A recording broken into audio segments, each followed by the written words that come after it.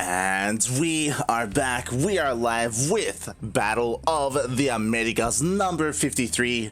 I'm, of course, your host, your observer, your caster, your Australian, you're hungry. Oh, so I'm so very hungry this Sunday morning. I'm of course Light_VIP, and we are here with some beautiful weekly Latin American and North American StarCraft, and we are starting off with some players we haven't seen in a while, but they have been showing up recently. Here in the top left-hand corner of Lightshade ALE, we have the Peruvian Terran player. He is teamless, but he is ArriS. And in the bottom right-hand corner of Lightshade ALE, representing T-Sub Gaming, hailing from the land of Costa Rica, the best player in all of Costa Rica, it is EON.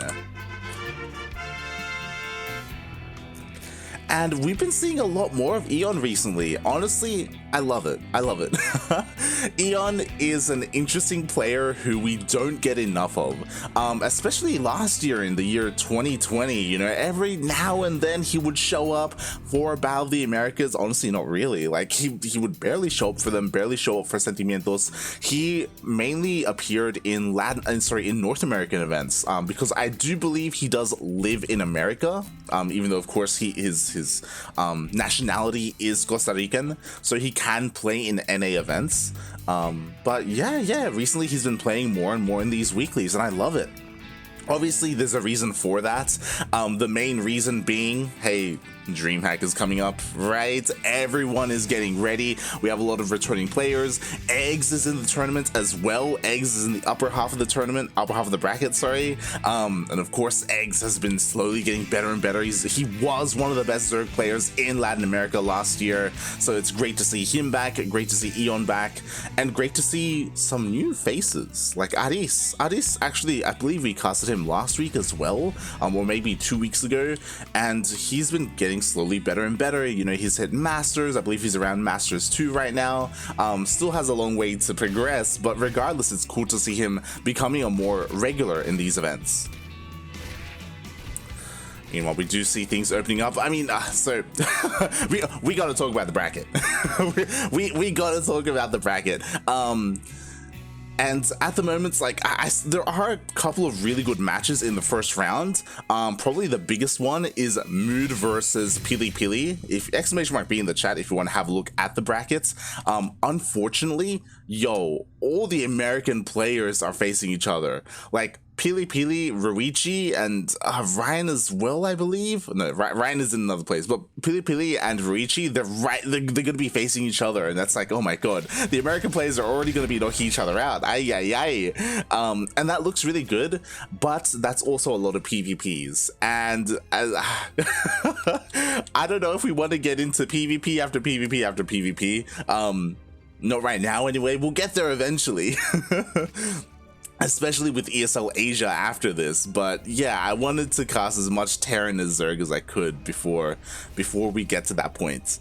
And we already see some pretty interesting builds here. ArriS is playing pretty standard so far. I say standard, mate. He lifted up his racks. We got 2 factories going down. He's going full mech. What's interesting is that EON was actually focusing a lot on queen production. He was relying on his queens to defend, not so much his lings. I believe, yeah, he even skipped ling speed completely, getting a much faster roach warren instead. So he's going to be focusing on, I imagine, a queen roach push. Very interesting creep spread here. But yeah, I imagine he's going to be marching across the map with his queens and his roaches. And what's worrying to me is that ArriS is going for an armory. Like, he's going for a Hellbat push. Hellbats against roaches? Like, oh god, it's not ideal. It just doesn't work. Alright, so the Hellions, they do dip on forward. What's important is oh no, he didn't see it! Oh, he hasn't seen the roach warren. The roaches do just pop out, and now he will finally see the roaches for the first time.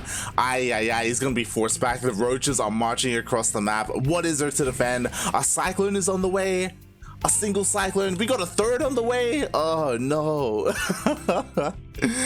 EON, he's on the way to just win the game, mate. We're on light shade as well, so it doesn't take too long to get across the map. I like this from ArriS. He actually just bypasses the roaches and he wants to dive into a mineral line instead. Like, I mean, you're better off doing that with your Hellions, right? Like, what are the Hellions going to do against roaches? Nothing. So may as well just sacrifice them and kill workers. The problem is, what do you have to defend? No, the Cyclone! Oh god! The Cyclone is so important, and the Cyclone does go down. There's only Hellions. A bunker is on the way. What are you going to fill the bunker with? There's a single Marine. You got a third CC, but what is that really going to do here? And EON is just stutter stepping his way into the natural base, forces all the boys off the line. There's a tank on the high ground, and the tank is key here. Thankfully, there are no Ravagers, but oh god, the damage is being done. Across the map, 6 workers went down. Oh god, he's trying to get on top of the tank, and he will get the tank. Was not able to escape in time whatsoever. All these workers are going down. The Hellions going to go down as well. It looks like they are slowly working their way through the roaches, but oh god, roaches are just so good. Against Hellions specifically, Hellions just tickle them in all seriousness. So oh god, everything is going to go down here, and this roach push essentially won EON the game. He did lose 6 workers across the map. He lost 6 drones, and you know, that was great for what, the 3 Hellions that went across the map, but that's nothing compared to the 13 SCVs, the Hellions that went down, the tank as well. I guess the saving grace for ArriS is that he does have a 3rd CC, so you know, mules are pretty good, I guess. Are they good enough for like a 30 worker deficit? Probably not. As we can see, the income advantage, it's pretty in favor of EON right now. He's looking pretty good. Mules, yeah, there we go. The mules do land at the 3rd. ArriS is going to try his best to recover from this situation. What composition is he going for? He's throwing down more factories. He's throwing down more tech labs. I like this. He's going to be working on a more cyclone heavy composition. And this is really good against roaches. Problem is, like, EON, you know, he's done with the roaches. He's working on hydras. I wouldn't be surprised if we see a hive soon to work on some vipers as well to help support those hydras. Like, EON is just, he can do whatever he wants right now. Something that I'm a little bit concerned about is that EON doesn't have the biggest army. It is slowly trickling in, but it's on the way. There we go. We got a couple more hydras on the way. He should be fine. He's good. Swats away the push of ArriS. Oh boy. And yeah, EON, after that early lead, like, he's still been able to maintain it. He hasn't thrown it away or anything like that.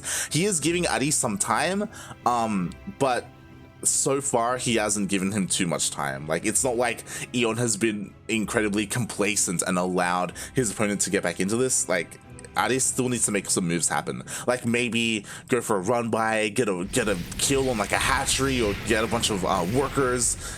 Not like this though. Like, you don't want to be going like head first into the main army. Oh god. Like, that's the advantage that ArriS has. His army, his units are so mobile, so utilize that to your advantage, right? Like, try to sneak into the 3rd or the 4th, you know, get some worker kills, try and bypass the army. That's kind of what he's doing now, but like, this is something that he's been needing to do for a while now. And oh god, no, don't fight the hydras. Oh god. Meanwhile, EON's taking a 5th base. Also, speaking about the bracket, I didn't get to mention it, but the winner of this series will go up against Paquito himself, Paco Mike, the best Protoss player in all of Latinoamerica. Regardless of which of these players goes up against him, it's going to be a tough battle. Paco Mike, he's pretty good. Oh boy. But that is why I wanted to get into this series. I wanted to get into some Paco Mike action at the end of this. At some point in this tournament, as the Hydras start stepping on forward. There are 3 tanks here, so this defensive position is pretty good. 1 tank does fall. There are still 2 more tanks just shelling away. A 3rd tank joins the fray, but there's just not enough buffer here. Like, the tanks, they're so exposed now as they all get focused down. GG gets called. And EON takes game number 1. GG, well played.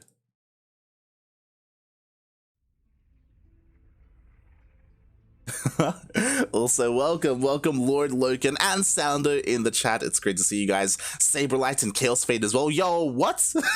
I just realized Chaos SC in the chat, mate. Why did you sign up today? For those wondering, that's Chaos Fade. That's Baby Björn. That's Latin American Björn. He's one of the best Terrans in the region, other than Special. Like, oh my god. Ay.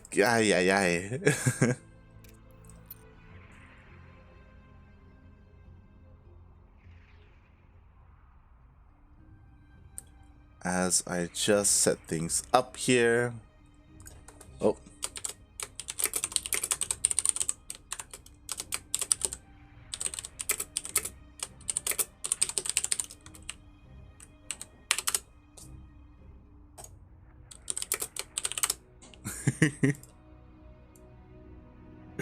All right, as it looks like we are being joined by the Brazilian stream as well. Gustavo is joining us. Gustavo, of course, is casting in Portuguese,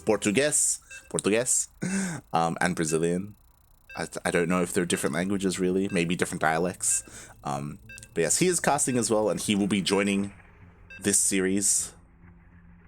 He knows where the action is at. For those wondering, hey, there's a distinct lack of Brazilian players right now. That is because right now a Brazilian-only event is going on, run by Cosmos. So right now he has the attention of the Zerg Lord and Shakti and Eric, Terran. So they're all over competing in that event at the moment. Not here, unfortunately. But we see who is here as spawning in the bottom left-hand corner of Blackburn LE. We have the Peruvian Terran player. He is red, representing himself. It is ArriS TV. Does he stream? Does he have a YouTube channel? I don't know. But spawning in the bottom right is his opponent, the Costa Rican Zerg player representing TSOP Gaming with that beautiful Chilean flag. It is a little bit confusing. He's a Costa Rican playing in a playing for a Chilean team, but it is EON.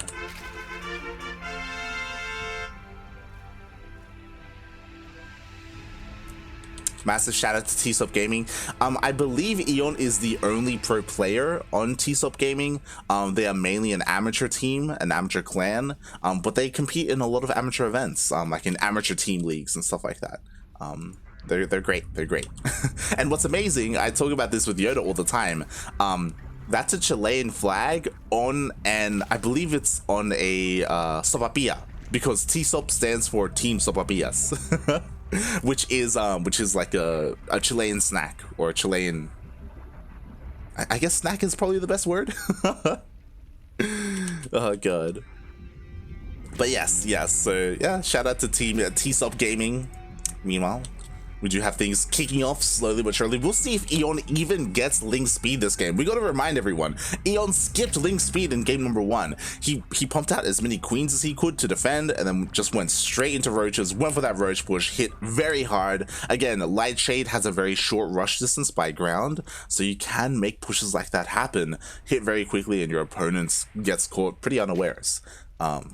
For any Zerg players out there who maybe want to go for something like that in ZvT.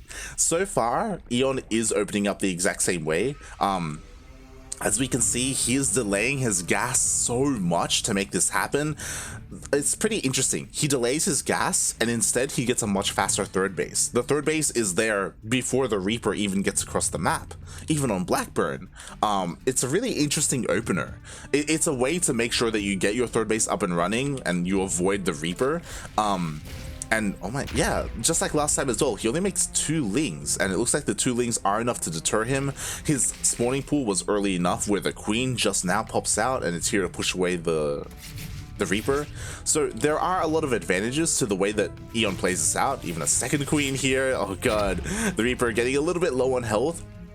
But we see he has to compensate. So the gases are so late, which is why he skips Link Speed. And now when he finally does saturate, and when he wants to get his gases, he needs to, get 2 at a time. That double gas production. So yeah, since EON has done this 2 games in a row, it's possible that this is just his preferred style of ZvT and his preferred way of playing. I don't blame him. Like, I know sometimes it can be really annoying trying to get your 3rd base as a Zerg player, just because the Reaper can be really annoying and it gets delayed and it messes up your opener. So it's like, screw all that, you know, I'm just gonna bypass that entirely, you know. It doesn't even matter if you have a Reaper coming across the map, I'm still gonna get my 3rd up. And there it is, there is that Roach Warren. So he wants to go for that Roach push again. What's important is that, you know, I want to believe that ArriS can learn from this, right? He has not seen the Roach Warren yet, which is a little bit concerning, but once he does get a hopefully he like commits, dives in, gets some scouting information, and realizes, hey, the same thing is happening, right? And maybe I can do something about it. I'm a little bit concerned. It looks like he wants to play mech again as he does lift up the racks. Oh my god, we gonna have no, we have a fast 3rd CC before starport. He does have to, okay, he's playing safer though. He's already working on his 1st tank. He only committed to making 2 Hellions. This tells me he doesn't want to go for a Hellbat push again, and instead he's focusing on his defense. He's focusing on his, no, never mind. He's still going for the armory. Ah, god. I mean, at least he's working on the tank production a little bit faster, and that will definitely help, but I am still concerned. He spots the roaches, so now he knows 100%, okay, roaches are on the way. You know, maybe I should get a couple more tanks. Maybe I should get a Liberator or something, a starport. There we go. He immediately starts a bunker. I don't know how much a bunker really helps because he only has 1 Marine, but a bunker is on the way. But here are the roaches. Oh boy. Thankfully, the way that EON does this, he doesn't get Ravagers. So he won't be able to bile down this tank, and this tank defensively will do so much better here.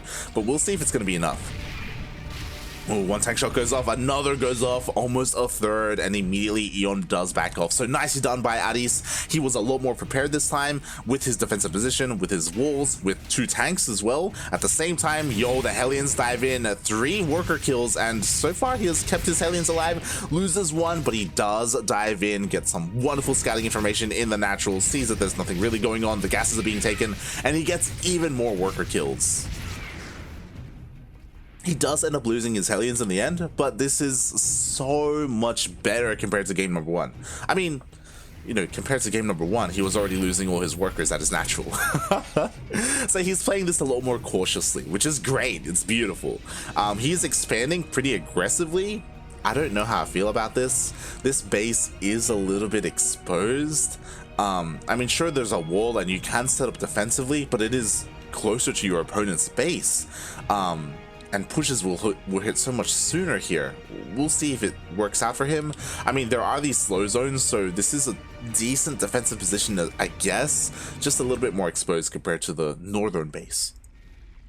Meanwhile, oh my god, we got a mass amount of Hellions sneaking into the natural base. The roaches were completely out of position. This is more than enough Hellions to start one-shotting all these workers immediately. 9, 11 drones just burn up in the natural base. A couple more sneak into the main. He does spot the Evo chambers, double Evo chambers. He sees the Hydra den as well, so he knows Hydras are going to be on the way. Oh my god. Okay, this is like one of my ZvTs. Like, I struggle a lot against Hellion run-bys, okay? But yeah, wow, 12 worker kills immediately, and all the scouting information. He saw the lair, he saw the Hydra den, he saw the double Evo chambers. So yeah, really well done by ArriS. What will he do with that information though? That's the real question. Like, how is he going to change up his composition? He does have a lot of tanks, and that will definitely help. But something that some Terran players do neglect sometimes, and I'm calling you out a little bit there, Neo, is that you do need a buffer. You do need units, you know, in between your opponent's army and your tanks. You cannot leave them vulnerable. And that is the danger of being this aggressive with your Hellions. Sure, you got a lot of scouting information and you got a lot of like economic damage done, but you lost all your Hellions, and now your tanks are vulnerable to a counterattack because there's nothing to protect them. Luckily for ArriS, EON is just defending at home. He's focusing on droning up, he's taking the gold base, so ArriS doesn't have to, he isn't going to be punished for this, thankfully. And yo, he's even setting up even more defensively. We got some depots going up, you know, to make it harder for Lings to get close to these tanks and get some nice surface area. So ArriS is setting up beautifully here. I'm just worried that he has too many tanks. Worried that he has like, it's triple tank production, people. Triple tank production. Like, tanks are good, but you know, you want to diversify your army a little bit, right? You don't want just pure tank, because then you know what happens? Then EON sees that, he throws down a Spire and just goes mutas. And nothing shoots up. Oh boy. I mean, he does have the production lined up to get into Thors eventually, which will be great. But yeah, I'm concerned. Meanwhile, the Hellions go for a little bit of a run back here at the gold base, get a couple of drones, not too much damage. He does see the 5th that is on the way. And here we go, he's pushing out on the map. Mass tank, only 5 Hellbats to protect them. If they do siege up in time, it's fine. He's gonna be perfectly fine. Thankfully for EON, for ArriS, EON doesn't have any Lings. And Lings can close the gap and get on top of these tanks. Meanwhile, ooh, he's going for a bit of surround and does catch a couple of tanks, goes for a full surround with all his Hydras and his Roaches. Is it going to be enough to break this position? It looks like it will not. Ay. This is the danger of going Roach Hydra with no Lings or Ravagers. Like, Ravagers would bile and do so well against this. Lings close the gap, tank a bunch of tank shots, and get on top of the tanks and cause a bunch of friendly fire. ArriS is actually pushing on forward here, and he's doing a lot. He is starting to lose his tanks though, and yo, the tanks are like the backbone of his army. Oh my god, a couple more tanks are falling as well. Only 4 tanks remaining, 3, 2, and he is going to be cleaned up. Oh, some nice Hellions. Hellbats did sneak into the mineral line, so damage is being done here at least. But that was a very expensive army. That was an incredibly expensive army. 14 tanks. 14 tanks just went down. That's crazy. That's an insane amount of tanks. Again, trim that down. Make it like 8 or 9 tanks with like more Hellions or Cyclones to protect the tanks, and that army could still be alive right now. Also, he was in a pretty bad position because he got basically 360 surrounded. Ay. So ArriS, even though he had a very strong army and he traded well, relatively well, he lost all his tanks, and that's huge. And now EON's gonna be pushing out. Here we go. This is what I was waiting for. Hive is done. Vipers are coming out, and Vipers are going to win the game for EON. What shoots up? 2 Cyclones shoot up. Like Blinding Clouds, Abducts. Like, Vipers are going to be so valuable in the next engagement. Not just that, we have a Spire on the way as well. I feel like EON has realized, hey, you don't have any Thors. Doesn't matter if you have Cyclones. Doesn't even matter if you have Vikings. Like, without Thors, without that massive like AoE damage, mutas can just be insane right now.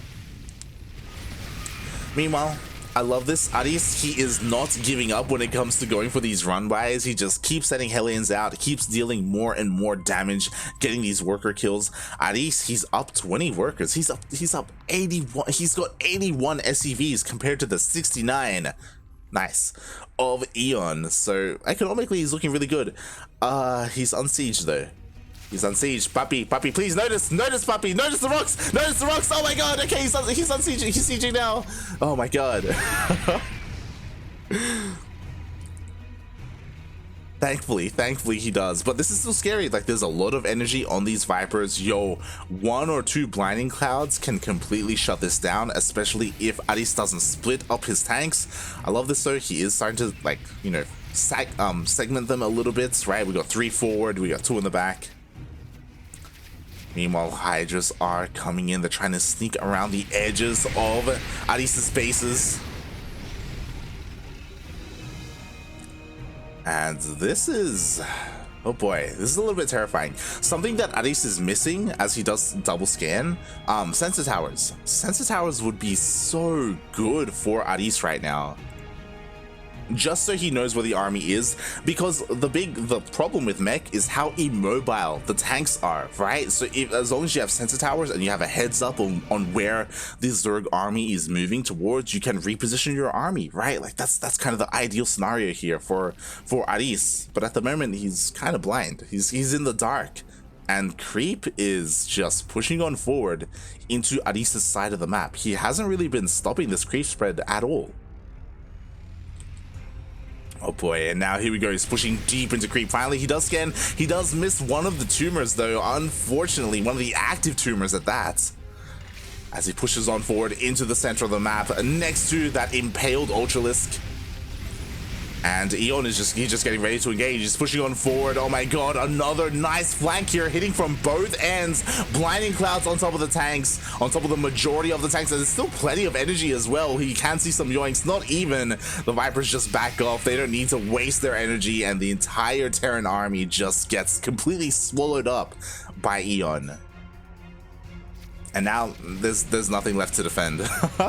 There's 2 Thors. There's 0 Thors. There's a planetary, and GG gets called. EON takes game number 2 and the series.